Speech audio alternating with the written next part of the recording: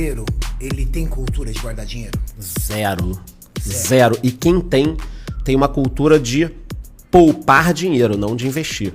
O que já tá bom pra caralho se você comparar, pegar que quase ninguém guarda dinheiro. Então, mas não é muito do brasileiro aquele lance de não guardar dinheiro, cara. O dinheiro na conta, vou comprar alguma coisa, eu vou comprar um carro. Dinheiro na mão é vendaval, aí você tá falando? Por exemplo, o brasileiro, apesar da taxa de juros no Brasil ser absurda, ele adora se endividar. E a gente esquece que a taxa de juros não é igual à taxa de juros dos Estados Unidos. Por exemplo, lá nos Estados Unidos o cara ele financia uma casa por anos, 50 anos. Então ele paga quase que um aluguel. Mas é porque a taxa de juros é muito baixa. Aí o brasileiro ele vem aqui e ele compra uma casa por 20 anos. E aí esses dias... Paga 3. Não, e foi muito interessante, Mauricião, porque nós tivemos um podcast aqui com... Eu não lembro qual dos podcasts que nós tivemos aqui, um economista. E aí eu tava explicando pro meu sogro, falando pra ele, não vale a pena comprar uma casa. Cara, ele deu um pulo dessa altura aqui, ó. E ele falou que não existe. Aí ele virou e falou assim, eu paguei a prestação do meu apartamento, era o mesmo valor do aluguel que eu pagava. Eu falei, Maurício, eu entendo que a prestação da casa é o mesmo valor do aluguel. Mas o sinal que você deu, a entrada que você deu, você deve ter dado 50%, 60% de entrada.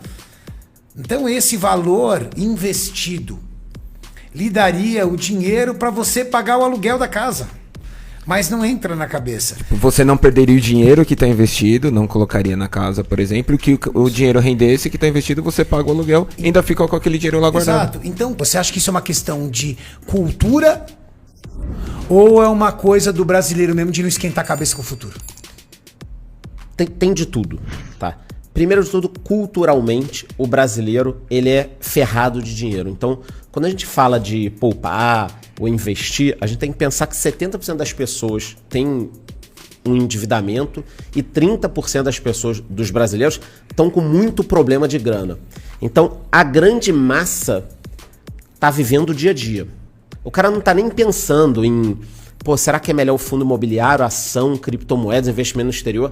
Esse cara tá ali controlando o dia a dia. O casal ganha 5 mil e gasta 5.200 por mês. Então, ele tá nessa, entendeu? E agora tem mais o iFood, tem mais o Uber, tem Netflix, tem uma série maneira que o filho tá gostando na Amazon Prime, tem que assinar também. Então, esse cara tá cansado, a língua tá pra fora. A grande parte dos brasileiros tá nessa categoria, tá? Sobre comprar coisas... Como a gente não tem uma cultura de poupar e investir, o dinheiro na mão tem que virar alguma coisa. A gente foi criando uma cultura do seguinte, pô, você vai trabalhar, você não vai ter um celular maneiro, um carro maneiro, então as pessoas antecipam muito os sonhos. Então, quando junta tudo isso, o brasileiro não aprendeu a juntar dinheiro a investir. A maior parte das pessoas tem problema. Em casa, as pessoas têm problema.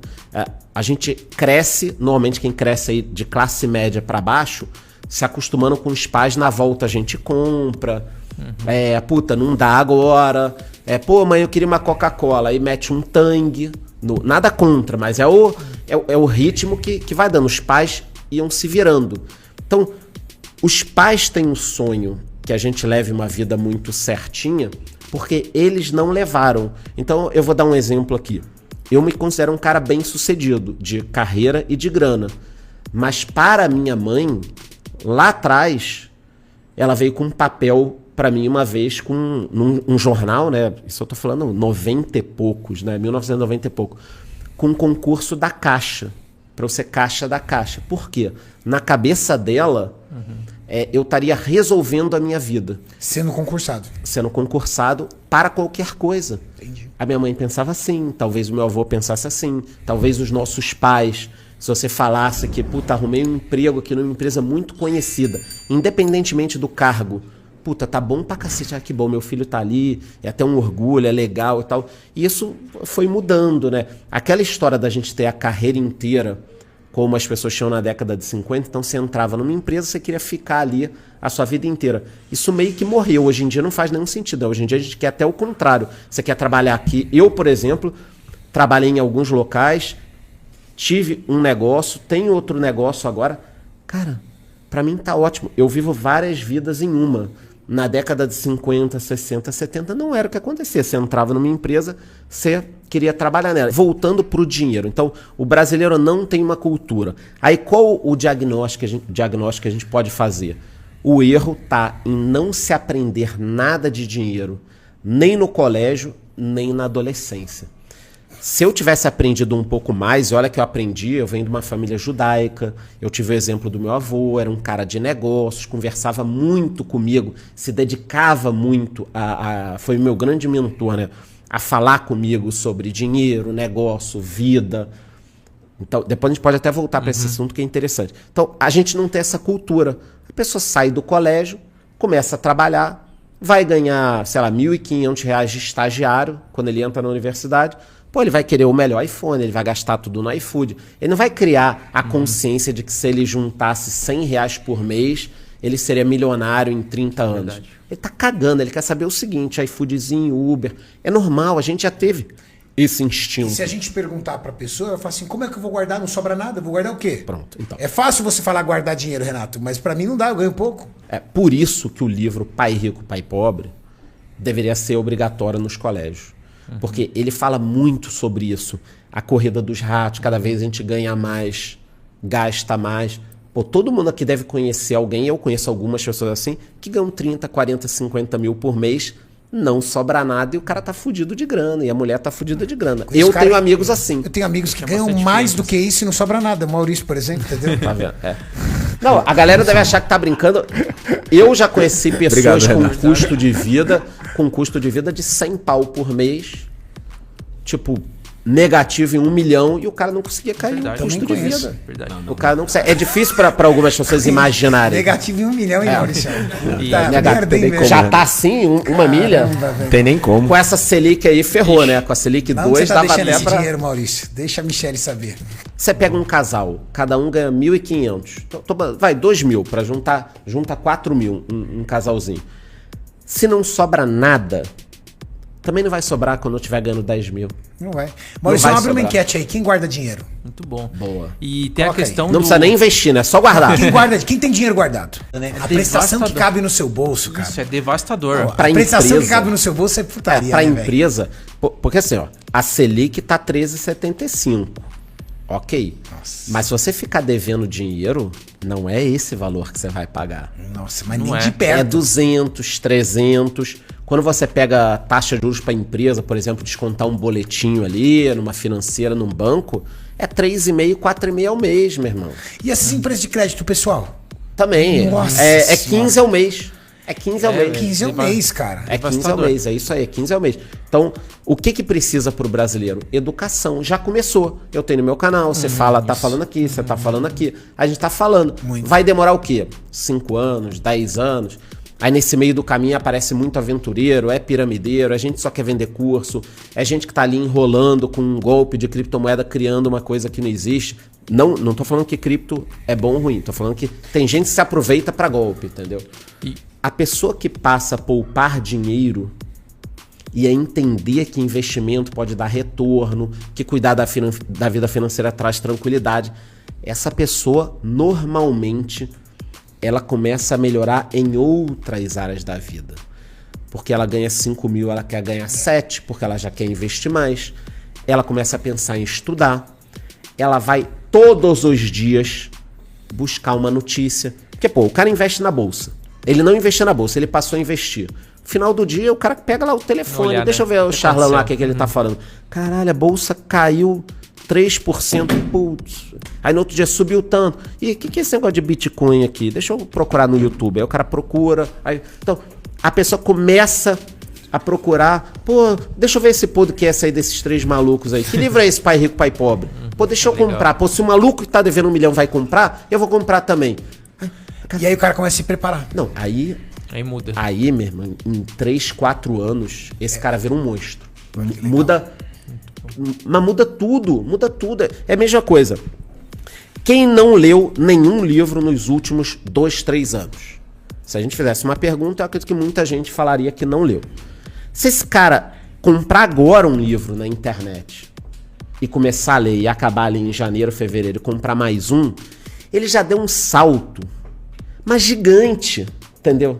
Então a gente tem que também falar sobre essas pequenas mudanças. Por isso que eu converso com todo mundo o seguinte: você tá me assistindo, você não investiu nada, você tá endividado, tá com problema, é corno, roubaram teu carro, não interessa. Pega 50 reais, dá teus pulos, dá um jeito mesmo.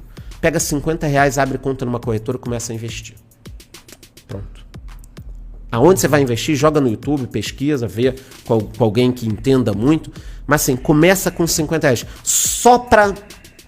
Sabe, é um startzinho. Né? É uma Você sabe estrava, que esse né? start faz a pessoa olhar aquilo como algo que possa crescer. Então, por exemplo, tá, eu abri uma conta na corretora e eu coloquei lá, por exemplo, 500 reais. Ok. Não vai resolver minha vida nem de perto. Não. Certo? Só que quando sobrar 100, será que eu vou gastar ou eu vou botar lá? Puf, eu já tenho um lugar pra colocar.